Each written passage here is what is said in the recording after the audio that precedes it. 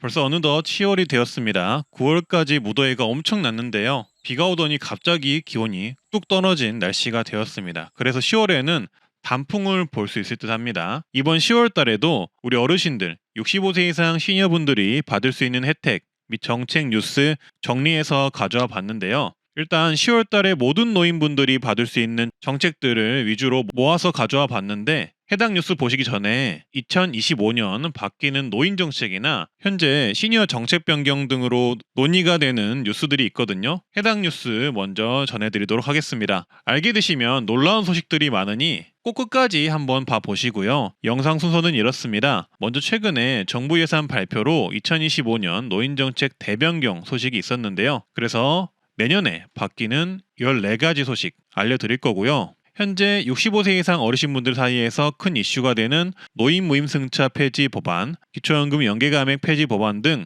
논란이 되고 있는 뉴스들을 정리해 드리겠습니다. 그리고 최근 대통령 발언으로 기초연금 40만 원 지급 일정이 구체적으로 나왔습니다. 그리고 추가로 생계급여 받는 분들에게도 기초연금을 중복 지급하겠다 발표를 했는데요. 해당 소식도 말씀드리겠습니다. 그리고 10월달 뉴스 말씀드릴 텐데요. 고혈압 당뇨 지원금 소식과 10월부터 모든 노인, 이건 무료가 되는데요. 무료가 되는 정책 3가지 말씀드리겠습니다. 이 3가지는 모든 노인이 받을 수 있는 정책이에요. 그리고 추가적인 노인 소식도 말씀드릴 거고요. 마지막으로 10월달 단풍이 언제 필지 단풍 예측 지도가 나왔는데, 이 전국 단풍 지도 꼭 한번 확인해 보시면 좋겠습니다. 영상은 영상 순서대로 구분을 해 놓을 테니 원하시는 내용 눌러서 보시면 되겠고요. 좋아요만 한번 눌러주시고 바로 보러 가시죠. 노인 전용 평생교육 바우처가 신설됩니다. 연 35만 원 교육을 받을 수 있는 바우처라고 보시면 됩니다. 8,000명까지 지원을 해준다고 하는데요. 이 바우처 나오면 바로 영상으로 만들어 말씀드릴 테니 구독 한번 눌러주시고요. 그리고 고령자 복지주택이 3,000호까지 확대됩니다. 고령자 복지주택은 조금씩 다르긴 하지만 월 3만 원에서 5만 원대에 고령자 전용 임대 아파트에 거주할 수 있는 노인우대 정책인데요. 원래는 매년 1,000호씩 늘리던 것을 3,000호까지 확대한다고 하니 내년에는 고령자 복지주택을 한번 신청해 보시는 게 좋겠습니다. 그리고 노인 일자리가 110만 개로 확대됩니다. 노인 일자리는 어르신분들의 소득을 증대시킬 수 있는 아주 좋은 일자리로 정말 강력 추천하는데요. 내년에는 일자리가 더 늘어난다니 꼭 신청하시길 바라겠습니다. 모집 일정이 11월 말 또는 12월 초에 올라오니 제가 공지해드리도록 하겠습니다. 먼저 자활근로 인원이 확대되고 급여 또한 3.7% 인상됩니다. 그리고 추가로 탈수급을 하면 최대 150만 원의 자활 성공금이 신설됩니다. 그리고 환경 민감 계층에게 환경보건 이용권을 1인 연 10만 원 지급하는 정책이 새로 생겼습니다. 수급자, 차상위 중 어린이, 노인, 임산부 1만 명 대상으로 지원하고요. 환경성 질환을 치료하는데 쓸 수 있는 지원금이라고 보시면 되겠습니다. 그리고 저소득 근로자의 생활안정자금 지원도 3.6만 명으로 확대됩니다. 생활안정자금은 1인당 최대 2천만 원까지 융자할 수 있는 정책입니다. 또한 통합문화이용권이 14만 원으로 인상됩니다. 문화누리카드라고도 불리는데요. 기초수급자, 차상위계층을 대상으로 영화를 보거나 문화예술, 여행, 체육활동에 쓸 수 있는 카드라고 보시면 되겠습니다. 그리고 임대주택이 확대됩니다. 정부는 역대 최대 25만 호, 공공주택을 공급해서 서민 주거 안정을 지원한다고 하니 내년에 임대주택 신청해 보셔도 좋겠습니다. 생계급여가 4인 가구 기준 183만 원에서 195만 원으로 약 11만 원 정도 오를 예정입니다. 여기에 추가적으로 부양 의무자 예외 적용 기준 완화로 3만 가구가 생계급여를 더 받을 것이라고 하는데요. 부양 의무자 예외 적용 소득이 1억 3천만 원으로 확대되고 재산은 12억 이하로 확대, 노인 근로소득 공제가 플러스 20만 원으로 확대됩니다. 의료급여 또한 부양 의무자 기준이 완화가 되어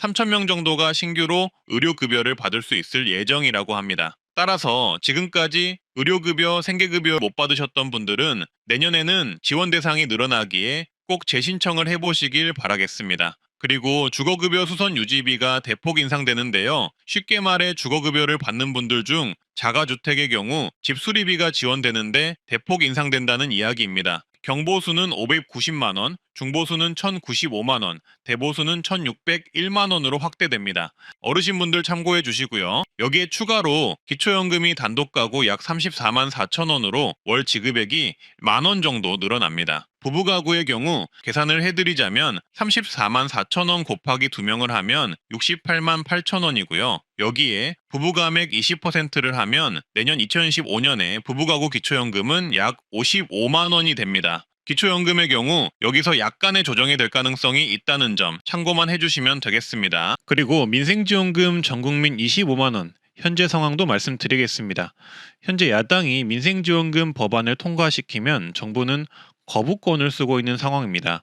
하지만 야당은 10월 초에 다시 법안을 만들어 통과시킬 계획인데요. 대통령에게 지속적인 요구를 할 듯하고요. 변화가 있다면 민생지원금을 선별 지급을 하자는 의견이 민주당 내에서 속속히 나오고 있는 상황입니다. 이 민생지원금 관련해서는 향후 후속 보도가 나오면 또 바로 전달 드리겠습니다. 고령운전자 면허를 조건부 면허로 하자는 사회적 논의가 시작이 되었습니다. 20일 서울시와 국민권익위원회는 교통안전사고 예방을 위한 제도 개선 토론회를 개최를 했는데요. 이 자리에 서울시장과 정부, 지자체, 시민단체 등 교통 전문가들이 참여해서 토론을 진행하고 교통사고 예방 등을 위한 논의를 했다고 합니다. 해당 논의에서 나온 발언들을 정리해 드리겠습니다. 오세훈 서울시장은 이렇게 말했습니다. 이동의 자유는 곧 어르신들의 생활 반경과 건강한 사회활동을 의미한다. 어르신과 시민 모두를 보호하면서 사회의 안전 수준을 높이는 새로운 해법이 모색되어야 할 때라고 말했고요. 개인별 실제 운전 능력에 따른 맞춤형 운전면허 제도로 개선을 하거나 자동차 안전장치를 보급하는 등의 고령운전자 이동성을 보장하면서 교통사고를 예방하기 위한 제도적, 기술적 보완이 필요하다라고 말했습니다. 실제로 일본의 경우 고령자 운전 차량에 안전장치를 설치하게 하고 있는데요. 장애물이 앞에 있을 때 엑셀을 밟더라도 가속이 안 되게 하는 페달 오조작 방지 장치가 신차 대부분에 설치가 되고 있다고 하고요. 시속 6km로 달리는 개인용 시니어카 보급이 확산되기도 한다고 합니다. 또 다른 의견으로는 서울시 교통운영과장은 해외처럼 운전면허 적성검사와 면허갱신 시 개인별 운전 능력을 실질적으로 검증하는 절차가 필요하다고 말했습니다. 권익위 제도개선과장 또한 개인별 운전 능력을 고려한 조건부 운전면허 발급, 실제 운전 능력을 측정할 수 있는 정기, 수시 검사 개편, 고령운전자 면허 반납 인센티브 확대 등을 제시했다고 합니다. 실제로 오늘 발표된 경찰청 2015년도 예산안 내용을 살펴보면 운전자가 스스로 운전 능력을 확인할 수 있는 자기진단 시스템인 VR 테스트 등이 시범 운영이 되는 만큼 이번 논의 때 나오는 내용들이 점차 진행되지 않을까 싶습니다. 개인적 생각으로는 고령운전자 면허 반납의 실효성이 높지 않은 만큼 노인교통 관련 정책을 확대하고 운전면허 적성검사 제도를 강화해서 운전 능력을 테스트하는 게 어떨까 싶고요. 일본처럼 차량에 페달 오조작 방지 장치를 설치하거나 시니어카 보급을 서둘러 확산하는 게 방안일 수도 있겠다라는 생각이 들었습니다. 이렇게 고령운전자 조건부 제한 관련 논의 내용을 말씀드려 봤는데요. 여러분들의 생각은 어떠신지 댓글로 아이디어나 의견 한번 남겨주시고요. 다음 내용으로는 어르신분들이 많이 받는 도수치료 있잖아요. 앞으로는 이 도수치료를 받는 게 조금 더 어려워질 전망인데요. 정부가 오늘 발표한 비급여 보고 분석 자료를 보면 비급여 항목 중 도수치료가 진료비 규모 중 가장 큰 것으로 나타났다고 합니다. 이렇게 표를 보시면 도수치료는 젊은 사람이나 어르신들이나 상관없이 이렇게 많이 받는 것으로 나오는데요. 정부는 도수치료 등 일부 비급여가 실손보험과 연결되어 과잉진료 경향을 보이는 것으로 판단을 하고 있다고 합니다. 또한 앞으로 비중증 비급여 진료에 대해서는 의학적 필수성이 낮을 경우 병행진료 급여 제한 등을 검토한다고 합니다. 한마디로 병원이 물리치료와 도수치료를 병행진료를 하면서 과잉진료를 하는 경향이 있다고 판단이 돼서 앞으로는 물리치료와 함께 도수치료를 처방하는 것을 정부가 제한을 할 듯 하고요. 그리고 환자가 도수치료를 받고 실손보험을 청구하는 것도 일정 부분 제한이 걸릴 듯 합니다. 다만 교통사고 후 도수치료를 하는 경우 등은 가능하다고 하네요. 9월 13일에는 김태년 의원 및 11인의 국회의원들이 기초연금 일부 개정 법률안을 발표했는데요. 바로 기초연금 감액 관련 내용입니다. 아시다시피 기초연금은 40만 원이 단계적으로 지급이 예정된 상태이지만 현재 논란이 되고 있는 것은 기초연금을 감액하는 제도 등으로 인해서 기초연금 40만 원을 모두 다 못 받는 분들이 많다는 것인데요. 언론에서도 최근에 관련 기사들을 쏟아내고 있는데 그중 가장 핵심적인 감액 내용은 기초연금 부부 감액과 기초연금 국민연금 연계 감액입니다. 따라서 이번 기초연금법 일부 개정 법률안은 이러한 상황을 개선하고자 나온 법안으로 보이는데요. 법안 내용을 살펴보면요. 주로 기초연금 부부가액 폐지에 대한 내용이 있습니다. 기초연금의 경우 부부가 모두 기초연금 수급권자인 경우에는 각각 20%를 감액하도록 정하고 있다. 하지만 부부에 대한 기초연금 감액을 일괄적으로 의무 적용하는 것은 노인 빈곤의 심각성에 비추어 볼 때 과도한 측면이 있다. 따라서 부부에 대한 기초연금 감액 조항을 삭제한다. 라는 내용이 담겨 있습니다.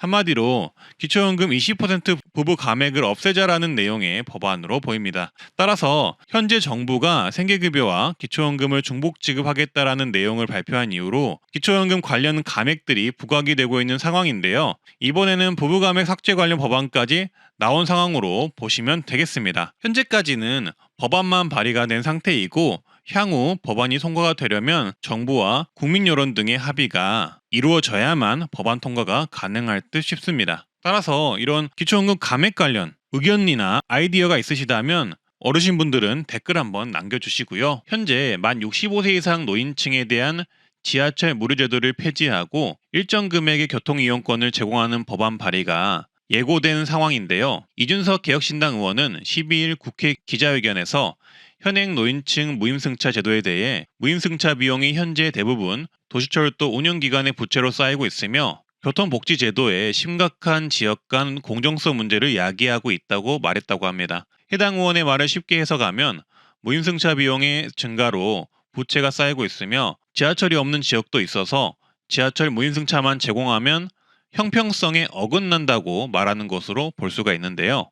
따라서 이준석 의원은 개정 법안을 만들어 발의할 것을 예고했고요. 지하철 무료를 폐지하는 대신 차라리 만 65세 이상에게 일정 금액의 교통이용권을 발급하는 내용을 넣는다고 합니다. 그래서 해당 교통이용권으로 지하철, 버스, 택시 등 모든 교통수단에 사용 가능하게 하고 일정 금액을 소진하면 할인된 요금으로 대중교통을 이용할 수 있게 하자라는 내용이 추가될 듯한데요. 앞서 총선에서 이준석 의원은 노인 월 1만원, 연 12만원 교통카드를 도입해 버스, 택시, 지하철 등에서 이용을 할 수 있게 하되 지하철 무료 등을 폐지하자는 의견을 내기도 했습니다. 따라서 이렇게 법안을 만들어서 발의를 하겠다고 하는 것이고요. 이렇게 법안을 만든다고 해서 법안이 통과가 되거나 해당 내용이 시행이 되거나 이런 것은 아니고 국민 여론이나 여야 정치인 그리고 정부의 동의를 얻어야만 시행이 되는 것이기 때문에 어르신분들께서는 너무 큰 우려를 하지 않으셔도 되겠습니다. 다만 갈수록 심해지는 지하철 재정난을 해결하기 위해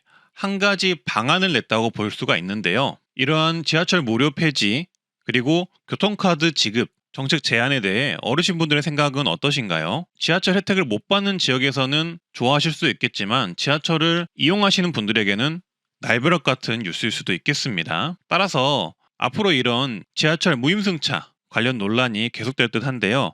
관련해서 어르신분들의 아이디어나 의견 있으시면 댓글 한번 달아보시면 좋겠습니다. 어떤 정책이건 간에 여론이 중요한 만큼 적극적인 의견들을 한번 내주시고요. 모든 노인 기초연금 전액 지급이라는 가짜 뉴스들이 오래전부터 돌아다니는데요. 해당 내용들은 정부나 여당, 야당 모두 검토도 하고 있지 않으니 해당 내용에 속지 마시길 바라겠습니다. 바뀌는 기초연금 정책 3가지 내용 말씀드리겠습니다. 일단 먼저 기초연금 40만원 인상 시기가 구체적으로 나왔습니다. 정부는 연금 개혁과 연계하여 기초연금을 40만원으로 단계적 인상할 계획이라고 하는데요. 우선 저소득 어르신들부터 40만원까지 우선 인상을 2026년까지 할 계획이라고 합니다. 여기서 저소득 어르신 기준은 중위소득 50% 이하 등을 검토하는 것으로 보입니다. 중위소득 50% 이하이면 차상위 기초수급자 수준의 경제적으로 어려운 어르신분들이라고 보시면 되겠습니다. 그리고 향후 2027년부터 지원 대상을 확대할 계획이라고 합니다. 따라서 저소득 노인이 아니신 분들은 2027년부터 지원 대상이 확대된다 이렇게 생각하시면 되겠습니다. 그리고 해외로 이민 갔다가 65세가 넘어 한국으로 돌아와 해외 자산들을 숨기고 기초연금을 신청해 받는 사례를 막기 위해 국내 거주 요건이 추가됩니다. 19세 이후 5년 이상 거주, 해외 소득 재산 신고 의무 신설 등 기초연금 지급 기준이 강화됩니다. 또한 현재 기초수급자가 기초연금을 받으면 생계급여가 감액되는 제도를 이제 개선한다고 합니다. 따라서 생계급여 수급자에게 기초연금 일정 비율을 추가 지급한다고 하는데요. 일단 이렇게 방향성이 나온 이상 기초연금과 생계급여가 앞으로 중복 지급이 될 가능성이 매우 커졌다 라고 보시면 되겠고요.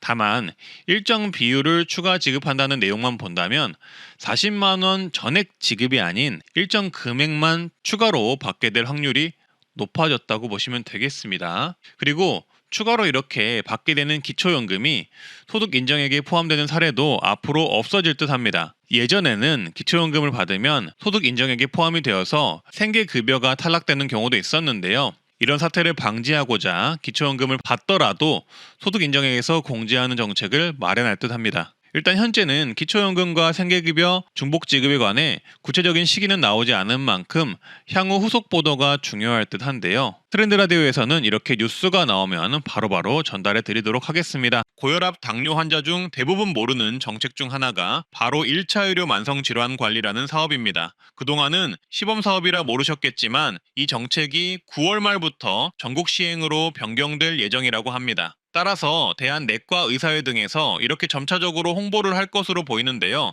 영상 보시는 분들 중에 대사질환, 고혈압, 당뇨 있으신 분들이 있거나 주변의 지인, 형제, 자매, 자녀, 부모님 중 대사질환이 있는 분들이 있으실 텐데요. 앞으로는 병원 가서 이렇게 하시면 8만 원을 받을 수 있을 전망입니다. 제가 여러 번 말씀드리긴 했지만 이번에 드디어 건강보험공단에서 관련 자료가 발표된 상황인데요. 바로 1차 의료만성질환관리 본사업 시행으로 해당 사업이 전국적으로 확대된다는 내용입니다. 따라서 고혈압이나 당뇨 질환이 있는 분들이 해당 정책을 신청하시면 받을 수 있는 혜택은 이렇습니다. 본인 부담률 20% 정도로 저렴한 진료를 받을 수가 있고요. 최대 8만 원 지원금을 받으실 수 있습니다. 다만 신청 방법과 자세한 혜택 내용을 꼭 숙지하셔야 하는데요. 바로 말씀드리겠습니다. 일단 시행 일정은 9월 말 추진된다고 하니 고혈압약이나 당뇨약 타러 가실 때 해당 정책이 시행되었는지 병원서 확인 후 신청하시면 되겠습니다. 가장 우선적으로 하셔야 할 것은 바로 동네 의원에 가셔서 고혈압 당뇨 통합 관리 서비스를 신청하는 것입니다. 동네 의원급 병원에서 가능하다고 하니 해당 내용 참고해 주시고요. 그리고 해당 서비스를 신청하면 고혈압 당뇨를 좀 더 계획적으로 관리를 받을 수 있을 뿐더러 진료비 등 본인 부담률이 20% 내려가는 혜택을 받을 수 있다고 합니다. 그리고 여기에 추가로 건강생활 실천 지원금을 신청하면 연 최대 8만 원을 지원받을 수 있다고 하는데요. 건강생활 실천 지원금의 경우 신청 방법이 다르니 영상을 자세히 한번 보시는 게 좋겠습니다. 일단 건강생활 실천 지원금은 12만 원을 주는 예방형과 8만 원을 주는 관리형이 있는데요. 예방형은 혈압과 혈당이 대사질환 위험군에 속한 분들이 예방형에 속하고요. 관리형은 1차 의료 만성질환관리 사업에 환자 등록을 한 고혈압 당뇨 환자가 받을 수 있습니다. 9월부터 바뀌는 내용은 예방형은 시범 지역에서만 그대로 시행되지만 관리형의 경우 전국적으로 확대가 된다는 게 정말 중요한데요. 원래는 시범 지역에서만 받던 건강생활 실천 지원금 제도가 전국 확대됨에 따라 전국 누구나 1차 의료 만성질환관리 제도를 신청하시면, 다른 말로 고혈압 당뇨 통합관리 서비스를 신청하시면 이 건강생활 실천 지원금을 받을 수 있다는 이야기가 됩니다. 다만 해당 지원금은 포인트 형태로 지급이 되며 예방형은 2년간 12만 원, 관리형은 1년간 8만 원이 지급이 되고요. 그냥 지급이 되는 것이 아니라 병원 방문, 교육 상담, 매일 걸음수 등을 채워서 쌓인 포인트를 받는다는 것이 핵심입니다. 이렇게 쌓은 포인트는 포인트 전환 후 현금처럼 사용이 가능하고요. 쇼핑몰 등에서도 쓸 수 있지만 앞으로는 진료비 결제 전용 체크카드가 출시가 될 예정이라서 병원 진료비 결제에도 쓸 수 있다고 합니다. 따라서 이 부분 숙지하시고 활용하시면 좋겠습니다. 지병이 있으시면 꼭 이 혜택을 신청하시고요. 건강생활 실천 지원금 신청 방법은 이렇습니다. 공단에서 알림톡을 발송을 하면 알림톡 수신 후 신청하면 되고요. 공단의 모바일 앱, 홈페이지 지사 방문 또는 팩스 신청이 가능합니다. 65세 이상의 경우 앱이나 홈페이지 신청이 어려울 경우 지사 방문 또는 팩스 신청이 가능하니 참고해 주시고요. 앱 신청 방법은 건강보험 앱에 로그인 하고요. 건강생활 실천 지원금 시범사업 전용 페이지로 넘어간 후 참여 신청을 하시고 전용 보수계를 연동하시면 됩니다. 간단한 신청 방법은 이렇고요. 혹시나 모바일 앱, 홈페이지 신청이 어려우면 지사방문 신청이나 팩스 신청을 해보시길 권유를 드립니다. 향후 이 건강실천지원금제는 병원서도 바로 신청할 수 있게 변경이 될 것이라고 하는데요. 병원 신청이 가능해지면 정말 편리해질 듯합니다. 시스템이 하루 빨리 완성되었으면 하네요. 그리고 이렇게 정부에서 홍보하는 내용 말고도 영상 보시는 여러분들께서 꼭 알고 계셔야 하는 내용이 있는데요. 일단 고혈압 당뇨 통합 관리 서비스의 경우 동네 의원에 가셔서 신청해야 합니다. 1차 병원만 가능하다고 하니 참고를 해주시고요. 그리고 제가 조사한 바로는 동네 의원 한 곳에서 신청 가능한 명수가 500명까지인 것으로 알고 있는데요. 이 부분 주의하셔야 할 듯합니다. 향후 변동사항이 있다면 말씀드리겠습니다. 그리고 건강실천카드가 따로 나올 예정이라는 점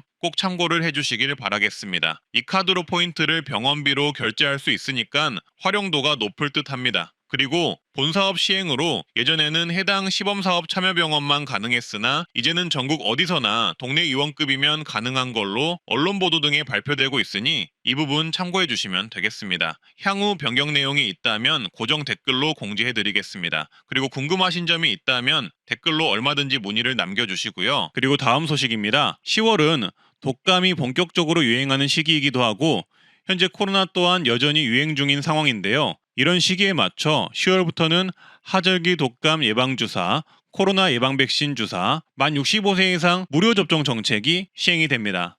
이번에는 특별히 최근 유행 변이에 효과적인 새로운 백신으로 접종을 한다는 점이 달라진 점이라고 볼 수 있는데요. 독감 예방주사, 코로나 예방주사 두 가지는 일반 국민에게는 유료인데요. 우리나라의 경우 65세 이상이면 두 가지 모두 무료로 접종이 가능합니다. 지원 대상은 1959년 12월 31일 이전 출생자면 모두 가능합니다. 접종 가능 날짜는 나이별로 다른데요. 75세 이상은 10월 11일부터 가능하고요.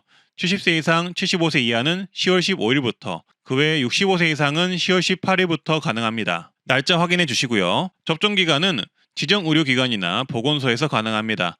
과거 예방접종에 알러지 반응이 있거나 심근염 등 사례가 있었다면 예방접종에 주의하라고 하니 참고를 하시고요. 접종 가능 지정 의료기관은 네이버에 예방접종 도우미라고 검색을 하시면 예방접종 도우미 사이트가 나오는데요.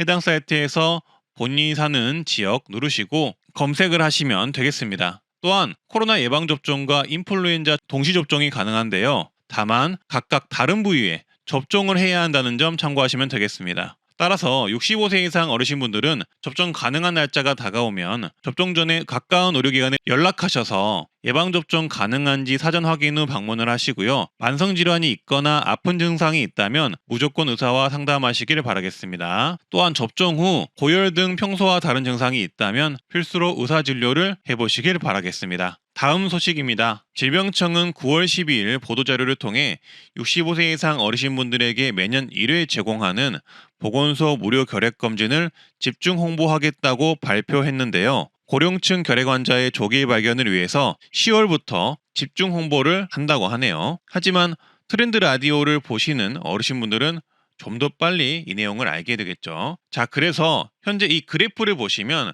결핵 환자 중 65세 이상이 약 58%나 되는 것을 알 수가 있는데요. 여전히 결핵은 법정 감염병 중 사망률 1위이고 우리나라 결핵 사망률은 상당히 높은 편이라고 합니다. 따라서 결핵이 많이 사라졌다고들 하지만 어르신분들에게는 정말 위험한 질환이라고 보시면 되는데요. 그래서 65세 이상이시면 보건소에서 결핵검진 받으시는 것을 정말 추천드립니다. 무료이기도 하고 매년 1회 무료검진이 가능하기 때문에 안 받으신 분들은 꼭 받으시기를 바라겠습니다. 무료검진 받는 법은 신분증 지참 후 거주지역 보건소를 방문하시면 됩니다. 다만 2024년도 무료 결핵검진을 안 받은 분이 대상이겠죠. 따라서 질병청에서는 이렇게 당부합니다. 가족 친척들이 모이는 이번 추석 연휴 이후 2주 이상 기침, 가슴 통증, 식욕부진 등의 증상이 있을 경우에는 반드시 결핵검진을 받으라고 강조하고 있습니다. 작년에도 추석 이후로 결핵 환자가 폭증해서 논란이 되었는데요. 오랜만에 사람을 많이 만나는 연휴 이후에 어르신분들이 감염되는 경우가 늘다 보니 이렇게 질병청에서는 연휴 이후에 시기를 맞춰서 무료 결핵검진을 집중 홍보하는 것 같습니다. 영상을 보시는 분들은 결핵 무료 검진 꼭 받아보시길 바라겠습니다. 그리고 추가적인 소식으로 어르신들 집에 응급호출기, 화재 감지기, 활동량 감지기 등을 설치해서 어르신들이 움직임이 없거나 쓰러졌을 때 구급대원이 자동으로 출동을 해주거나 응급벨만 눌러도 119가 출동하는 노인 응급안전 안심 서비스라는 게 있는데요. 이게 원래는 65세 이상 하위 70% 어르신분들만 신청이 가능했는데 현재 하반기 10월부터 어르신분들이 본인 부담을 하면 신청이 가능하게끔 변경을 하겠다고 정부가 예고를 했었습니다. 그래서 저도 이 소식을 기다리고 있는데요. 조만간 발표가 나올 듯 합니다. 이 내용의 핵심은 정부 지원을 받아서 무료 또는 일부 금액만 내면 이런 첨단 감지기나 응급벨 등을 설치할 수 있는 서비스라는 점인데요. 혹시나 이게 10월에 시행이 되면 꼭 신청을 해보시길 바라겠습니다. 정부가 10월 시행을 예고한 만큼 조만간 시행 발표 등 소식이 나올 텐데요. 소식이 나오면 이 트렌드 라디오 채널에서 바로 속보로 전달 드리도록 하겠습니다. 그리고 충북에 있는 65세 이상 어르신분들은 현재 의료비 후불제 정책을 신청할 수가 있습니다. 의료비 대출을 받아서 3년 무이자 분할 상환을 할 수 있는 정책이기 때문에 당장이 의료비가 없으신 분들이 활용하면 정말 좋은데요. 충북 어르신분들은 해당 정책을 꼭 한번 활용해 보시길 바라겠고요. 당장 이용 안 하더라도 꼭 체크를 해 두시길 바라겠습니다. 마지막으로 10월달 단풍지도, 전국 단풍 예측지도 제가 알려드릴 텐데요. 위에서부터 단풍나무, 참나무, 은행나무 순으로 단풍 예측 지도가 나와 있으니 지금 지도에 보이는 지역이나 날짜 등을 참고하셔서 혹시나 단풍 구경 가실 일이 있으시면 이용해 보시면 좋겠습니다. 이 내용은 주변에 공유하시거나 자녀분들에게 알려주셔도 좋겠네요. 오늘은 어르신분들에게 도움이 될 만한 정책을 말씀드려 봤는데요. 조금이나마 도움이 되셨으면 좋겠습니다. 트렌드 라디오에서는 항상 시니어분들을 위한 정책, 뉴스, 혜택들을 발굴하고 있는데요. 좋아요와 구독, 주변의 공유는 정말 제게 힘이 됩니다. 저는 앞으로도 여러분의 인생 동반자로 계속적으로 활동하겠습니다. 오늘도 건강하고 행복한 하루 되세요. 감사합니다.